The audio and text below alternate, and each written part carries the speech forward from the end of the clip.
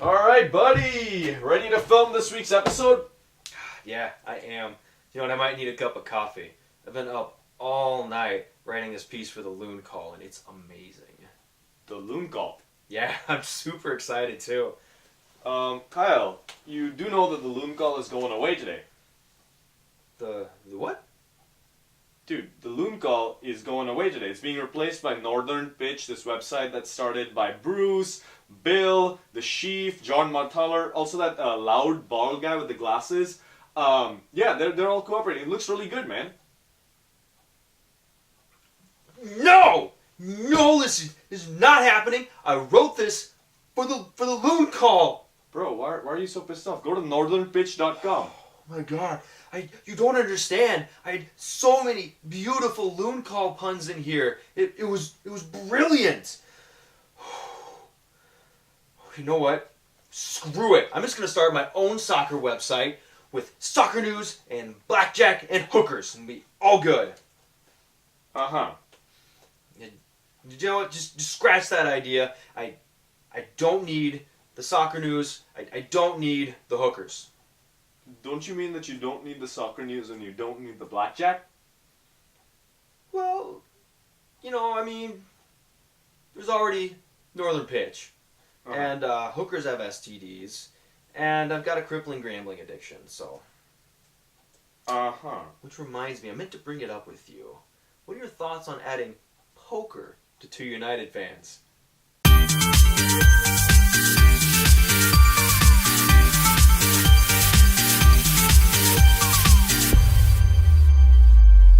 We're so glad to have everybody back for another episode of Two United Fans. As always, I'm Kyle. And I'm Notch. And today, we're going to talk a little bit about the Carolina Railhawks. We have Neil Morris on to tell us a little bit about their season and what's going on. And then we'll take a trip up to the season ticket holder event to watch the team practice. We've got an action-packed show, so we're going to jump right into it and tell you a little bit about the Carolina Railhawks. Now, the Carolina Railhawks were actually granted an expansion team in 2006 to the USL First Division. Now, it was shortly after that they played a familiar team, and that was the Minnesota Thunder. They played to a 1-1 draw for their first game. First goal was scored by Capono Lowe, who still plays for the Railhawks today, actually. That's pretty cool. Yeah, and so just so you know, brief history about Carolina Railhawks. They were owned by this one consortium, then they were sold to another owner who, right after they threw in their hat with NASL in 2010, liquidated the team. And the logo was actually sold on eBay, and Traffic Sports USA picked it up.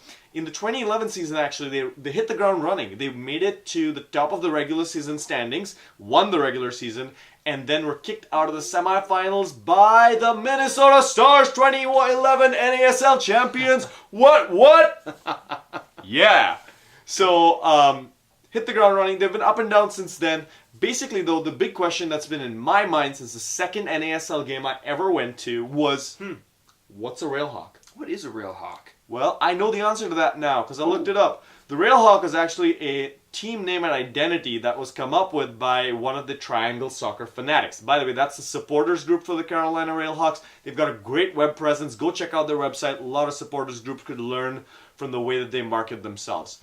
Anyway, this guy, he comes up with the name Railhawk because Cary, North Carolina, where the Carolina Railhawks are based, was a city that came up around a rail junction. The railways are very important to them. So the Railhawk combines the speed and power of a locomotive with the aggressive and fierce nature of a hawk. Hawks are indigenous to Cary, North Carolina. So, you have the Railhawks. Nobody make fun of them anymore for that name, by the way. We're saying you shouldn't do that anymore. No, it makes total sense. I get it, guys. So the team plays at Wake Med Soccer Park. This is a very cool soccer park. They actually have 2 practice facilities right next to it that meet the FIFA standards for play. So the team has great practice facilities right next to the stadium to prep for games. And because of this, they've actually gotten some big international teams. So that being the U.S. men's national team has trained there 3 times. And the women's national team actually played there. In addition to that, there was a Honduras versus El Salvador international friendly games. That's a pretty cool soccer scene in Cary, North Carolina. Yep, 10,000-seater stadium. Great to go to from what I understand. Landon Donovan has shed many tears there. So without further ado, let's kick it over to Neil and hear what he has to say about how the Railhawks have been doing recently. Hey everybody, welcome back to T United fans. On the line with us right now is Neil Morris. Hey Neil, how are you? I'm doing great, Notch. Kyle, how are both of you doing up north? Good. You're here to talk about the Carolina Railhawks today, but before we get to that, can you tell the good people here where they can find your work online or other places? Sure, thanks.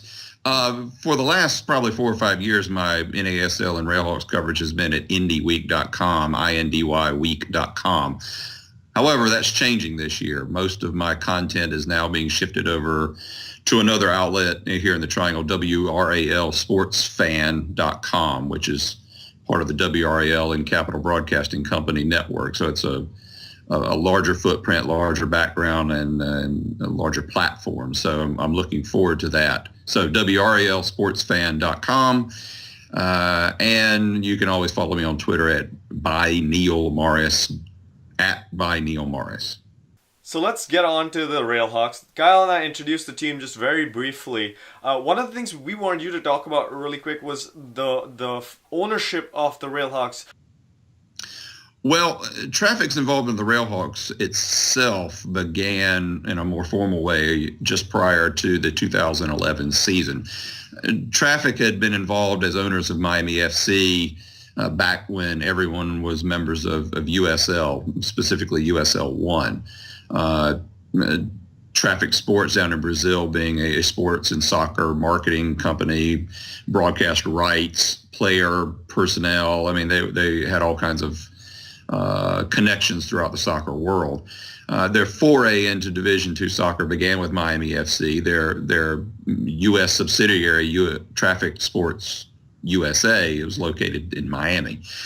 But they were also eventually part of the group of the Team Owners Association that broke away from USL 1 in 2009, 2010.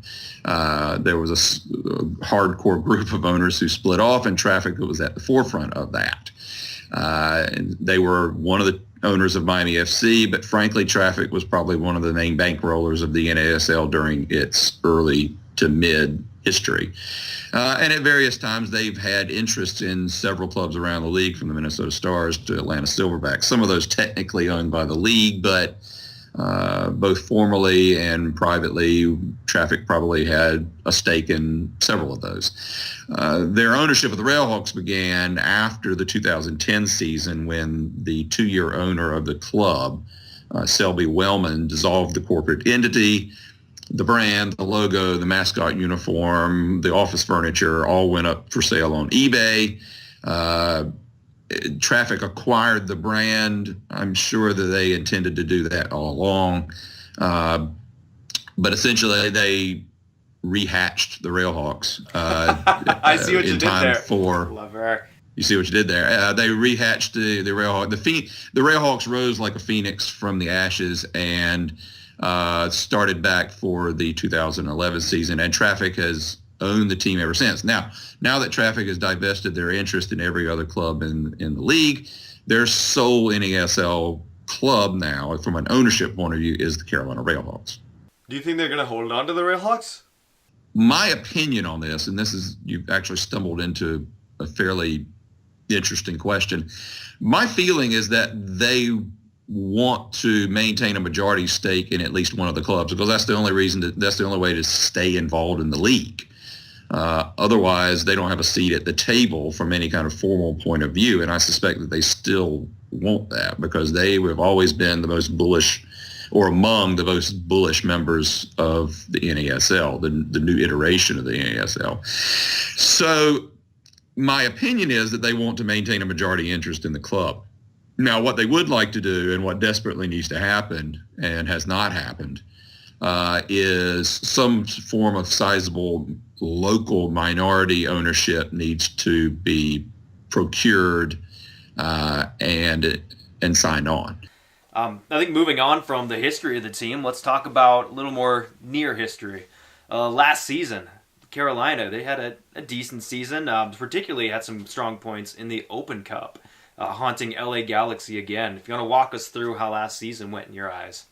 You ended up having a team who finished fourth in the spring season, finished out a 23-game home unbeaten streak that was broken in the quarterfinals of the U.S. Open Cup. They beat the LA Galaxy for the third consecutive year in the U.S. Open Cup. This time with Robbie Keane and Landon Donovan and every starter except Omar Gonzalez playing, because he was away at the World Cup at the time. They beat Chivas USA for the second straight year, and then they got knocked out by FC Dallas. So you had that.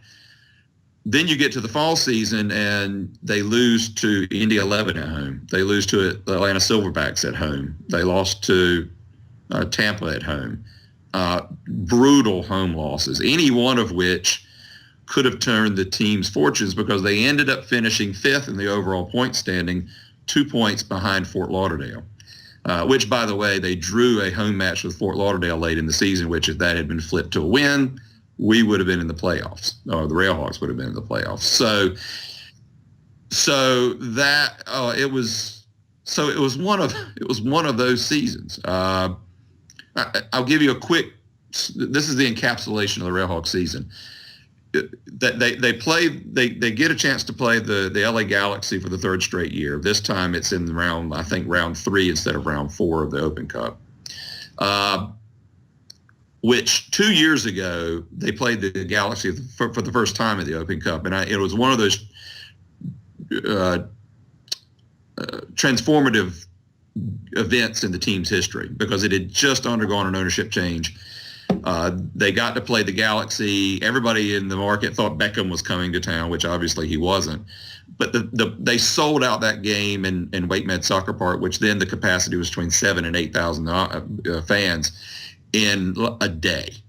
It was unbelievable. It accelerated some expansion that was already in the works. They brought tons of attention to the team. It was tremendous.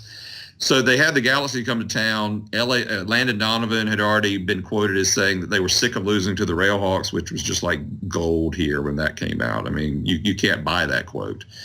But they had to move the game to one of the practice fields at Wake Med Soccer Park and out of the main stadium, because the town of Cary, who maintains the soccer park, was resodding the main stadium, which they had to in anticipation of that fall's men's college cup, NCAA college cup.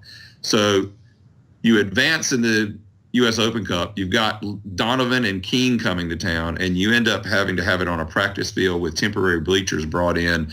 You squeeze 3,000 fans in there when you potentially could have had 10,000 in the main stadium. So I think that little story right there sort of summarizes the Railhawks season to me.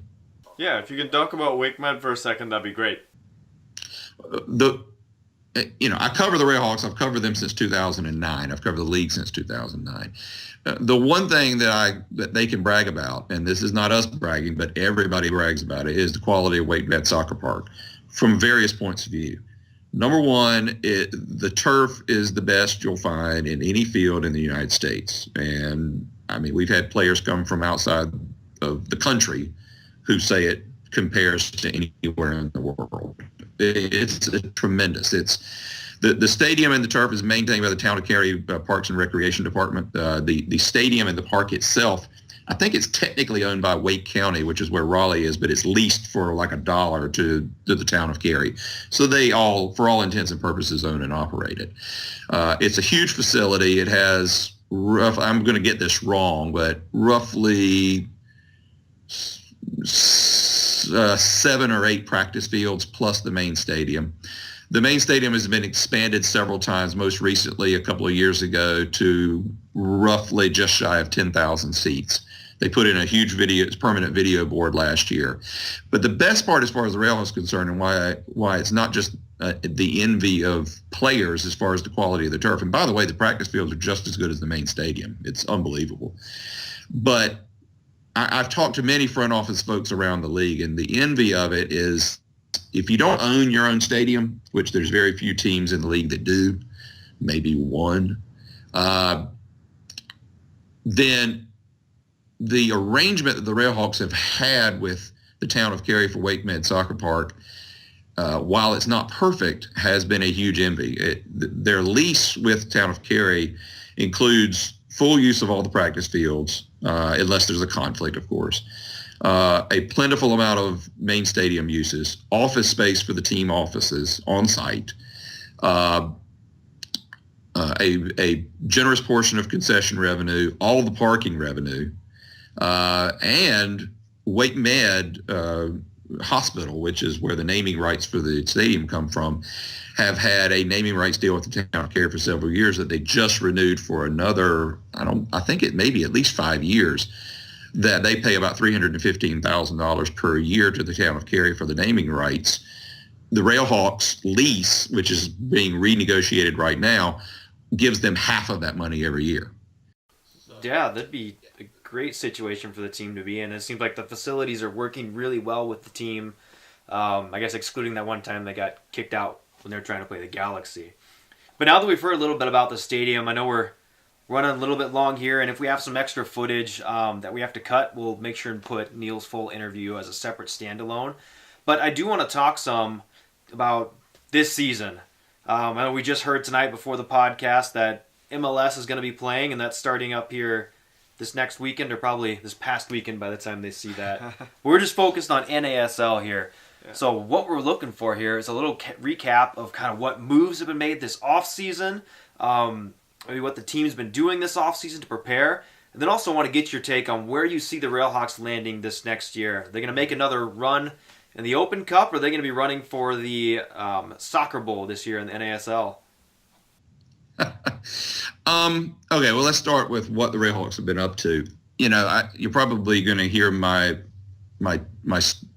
hook early before I've even written the preseason article on this year, because training camp just started this week for Carolina, which is a whole other subject and maybe a small source of angst for the local supporters here. They just started. Of course, with the weather that they've had the last 2 weeks here in North Carolina, they probably wouldn't have been doing much outdoor practice anyway. If it snows 2 inches here, we're paralyzed for a week. The Railhawks have undergone a bit of player upheaval over the offseason. A lot of the player options from last year expired. They picked up a few options for some existing players, and then they let a lot of the players from last year go. Frankly, the team is going to be older this year. I think there's probably going to be a record number of players who are 30 and over, and there's more that are coming on. We can talk about that in a minute. But what I like to say is that while there are a number of dynamic players on the team, in my early take on this year's roster is that it would be a championship roster in 2012. If the players that Carolina brought in, if you could teleport that back about 2-3 years ago, it would be one of the best off seasons you've ever seen in this league. The problem is that when you look at Tampa and you look at Minnesota and you look at New York and even to a certain extent San Antonio, you can't compete with that. And I mean, they're bringing in, MLS players for 6-figure salaries, and we're getting aging NASLers who are hoping to refine their form.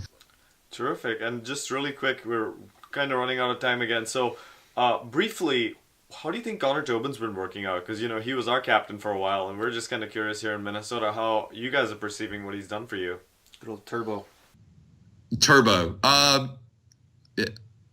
He's become a sort of a Swiss Army player in a way. He started at center back, and then because of some of that upheaval that I talked about last year, he had to spend a fair amount of time at right back last year. Who knows where he'll end up this year? I think with the hole at right back, he may be one of the several options that the club may be looking to stick out there. He's a good player. He has his ups and downs. I think he's a smart player. I think he's good positionally. I think his air control at center back wanes at times. But I'll tell you, he's a great locker room guy. The players love him.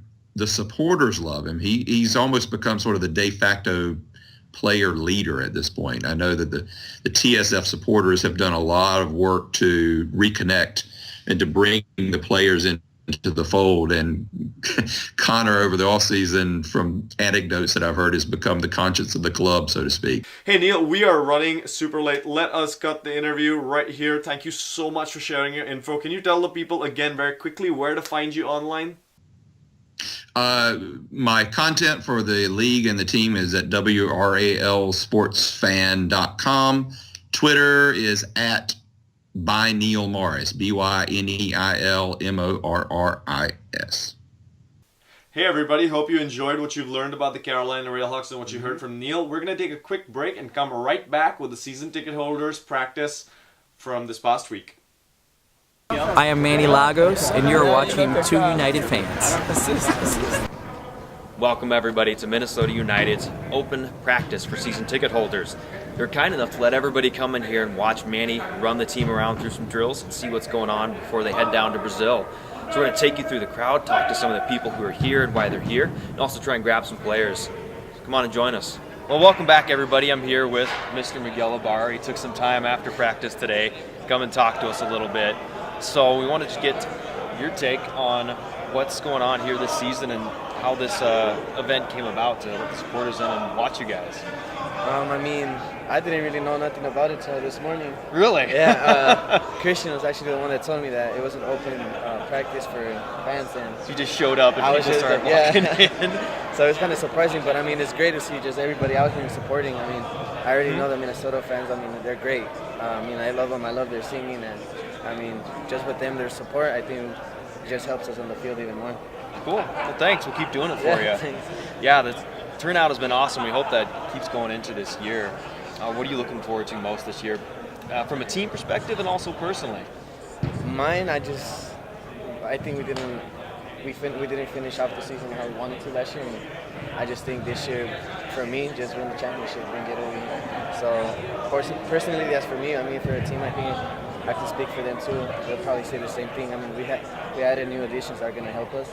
Where our bench is going to be depth, so we can have players from there that can come out and make an impact fast on the game too. So, I mean, it's just going to be great. So far, the chemistry with the team has been amazing. Everybody's getting along, so that's amazing too. Awesome. Yeah, I think we all have the same goals then, because we hope you guys bring home that championship too.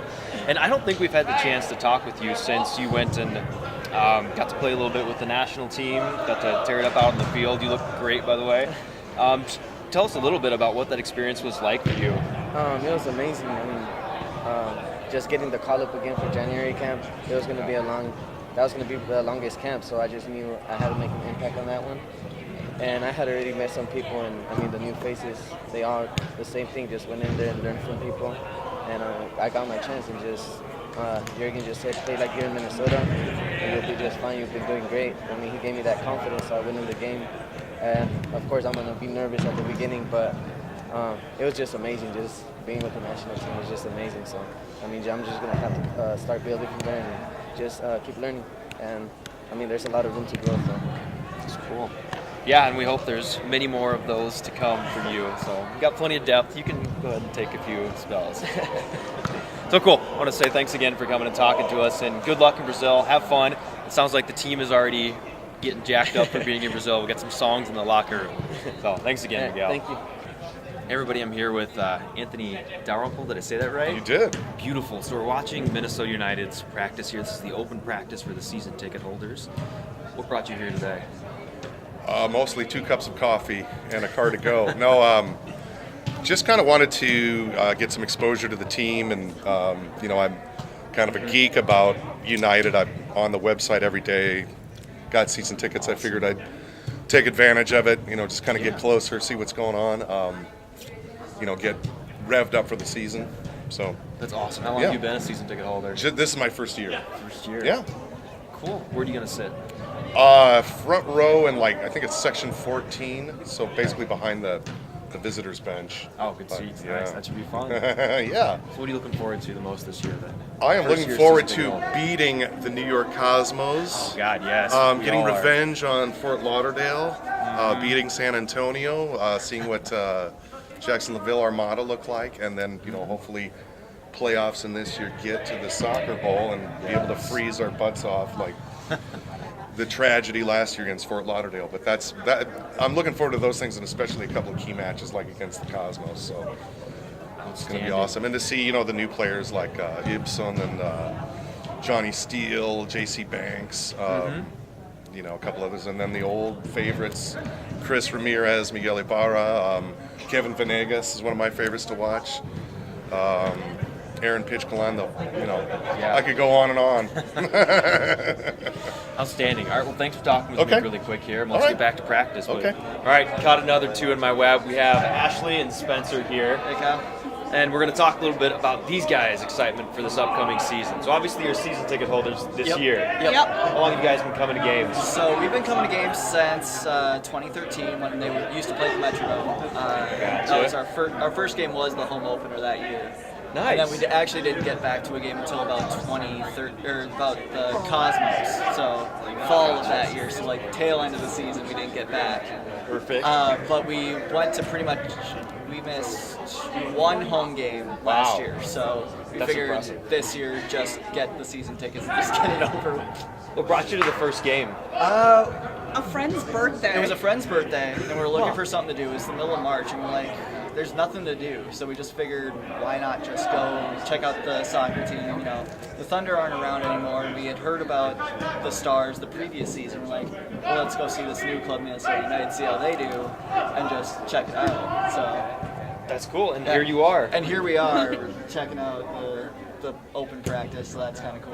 Cool. Have you liked what you've seen so far from the team? So far, yeah. It's nice to see a lot of the new faces. A lot of returning. A lot of returns.